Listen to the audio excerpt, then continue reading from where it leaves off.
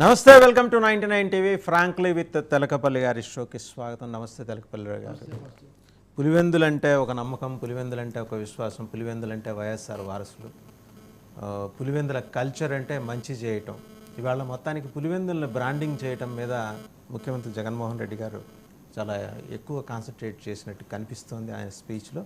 అలాగే అదే వేదిక మీద నుంచి తన చెల్లెళ్ళు, అలాగే తన చిన్నాన్నగారి హత్య కేసు అన్నీ మాట్లాడారు. అసలు వారసులు ఎవరో మీకే తెలుసంటూ వాళ్ళ విజ్ఞతకి వదిలేశారు. దీంతోపాటు సుప్రీంకోర్టు ఆస్తుల గురించి మాట్లాడిన అంశం, రేవంత్ రెడ్డి నేరుగా బీజేపీ మీద అటాక్ దిగటం, మన డిఎంకే సభలో మాట్లాడిన తర్వాత దానికి కాంట్రాస్ట్గా ఇవాళ ఇక్కడ వచ్చి మాట్లాడటం కూడా మనం గమనించాలి. ఈ అంశాల మీద మాట్లాడదాం sir. To start with Jaganmohan Reddy గారు, ఈరోజు ఆయన వాళ్ళని ఒక రాయలసీమ దీంట్లోకి మూడ్లోకి తీసుకెళ్లారా, లేకపోతే పులివెందుల కల్చర్లోకి తీసుకొచ్చారా జనాలను మొత్తాన్ని? ఒకటేమో నిన్న సిద్ధం సభలు అవన్నీ శ్రీకాకుళం జిల్లాలో ముగిశాయి. సిద్ధం, మనవంత సిద్ధం 2 దశల్లో. నేను మాట్లాడినప్పుడు కూడా నేను రాత్రి ఏదో ఛానల్లో మొత్తం రివ్యూ లాంటి డిస్కషన్లో ఒక దశ అయిపోయింది. ఇప్పటి వరకు ఆయన సమాధానాలు ఇచ్చింది తక్కువ, తన పథకాలు వీటి గురించి చెప్తూ వచ్చారు. మరి తదుపరి దశలో ఏం చేస్తారో చూడాలి అన్న మాట అయితే నేను అన్నాను. ఇంకా ఈ లోపల ఈరోజు నామినేషన్ వేయటం, నిజానికి పులివెందుల్లో తను పోటీ చేసే చోట ఈ నామినేషన్ వేసే ముందు మాట్లాడారు. అవినాష్ రెడ్డి ఈయనకంటే ముందు మాట్లాడారు. ఇక్కడ ఆయన వ్యూహాత్మకంగా మాట్లాడారు అనేది చాలా స్పష్టం. ఇదే పూర్తి స్థాయి counter, it's a counter attack various kinds, అందరికి కలిపి అందరికి కలిపి ఆయన కౌంటర్ అటాక్ తన నుంచి. రెండోది assertion of his nativity, assertion of his identity. అదే అన్నాను, ఒకటి కుటుంబము, రెండోది స్థానికత, మూడోదేమో రాజకీయమైనటువంటి వ్యవహారాలు. ఈ మూడింటిని కూడా కలిపి ఆయన ఈరోజు మాట్లాడినట్టుగా మనకు అర్థమవుతుంది. ఇంకా నేను అనుకోవటం తదుపరి దశలో ప్రణాళిక విడుదల చేసినప్పుడు అప్పుడు తదుపరి ప్రభుత్వం ఏం చేయటం ఏంటి అటువంటివి ఆయన మాట్లాడుతుండొచ్చు. ఇది మధ్యలో ఒక దానికి దీనికి. ఇప్పుడు మీరు గుర్తు చేసుకుంటే వాసుదేవన్ ఆయన ఈ సభలు కూడా కడపలో ప్రారంభించారు. కడపలో ప్రారంభించినప్పుడు తన చెల్లెలు చేస్తున్న ఆరోపణలు, వివేక హత్య, ఈ విషయాలు ప్రస్తావించారు మొదటిసారి, చివరిసారి కూడా. ఆ తర్వాత ఇంకా ఏ సభల్లో కూడా వాటి జోలికి పోలేదు. మళ్ళీ ఈరోజు వాటిని ప్రస్తావించారు.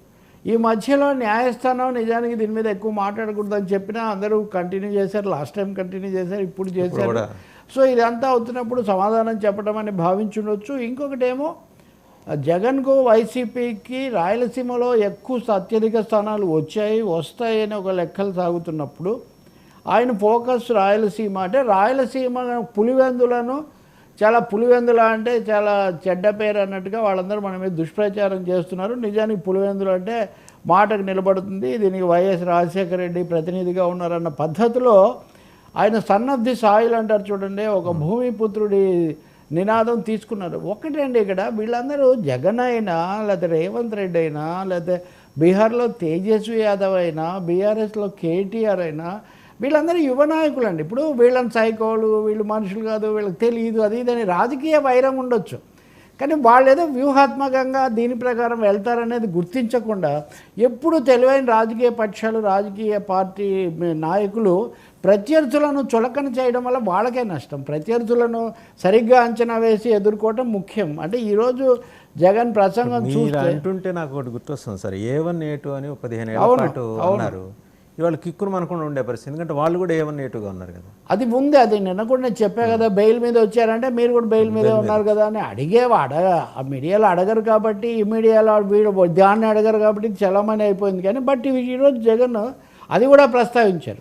ఐ డోంట్ సే ఈరోజు ఒక దశ. అందుకే నేను చెప్తున్నా, పూర్తి స్థాయిలో ముఖ్యమంత్రిగా మిగిలిన అన్ని విషయాల మీద ఎలా చెప్తారనేది మనం చూడాలి తర్వాత. ఈరోజు మటుకు మీరు పులివెందులను, రాయలసీమను, కడప జిల్లాను అవమానిస్తున్నారు మా మీద.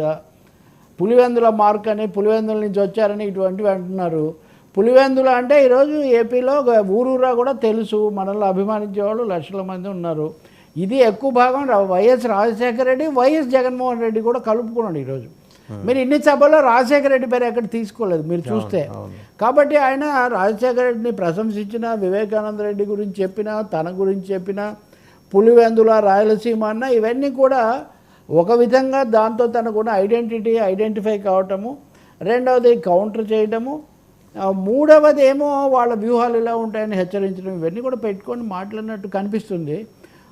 వివేకానంద రెడ్డి హత్య కేసు గురించి అలా కొంచెం హత్య కేసు వివరాల్లోకి పోలేదు కానీ అవినాష్ రెడ్డి నేను డిజోన్ చేసుకోను, అవినాష్ రెడ్డి తరఫున నిలబడతాను, తప్పు చేయలేదు, ఫోన్ చేస్తేనే అక్కడికి వచ్చాడు, అవినాష్ రెడ్డి మనందరికంటే చిన్నోడు, అంటే మిగతా చెల్లెలను కూడా దృష్టిలో పెట్టుకొని మాట్లాడినట్టున్నాడు అని. అవినాష్ రెడ్డి మనకంటే చిన్నోడు, అతని మీద మనం ఇది చేయకూడదు. రాజశేఖర రెడ్డిని కేసులు పెట్టిన వాళ్ళు ఎవరు, తిప్పలు పెట్టిన వాళ్ళు, అవమానించిన వాళ్ళు, వీళ్ళందరూ వాళ్ళతో మీరు కలిసి, అంటే ఇక్కడ బహుశా షర్మిలను ఆయన ఉద్దేశించాలి. పసుపు చీర కూడా అన్నారు.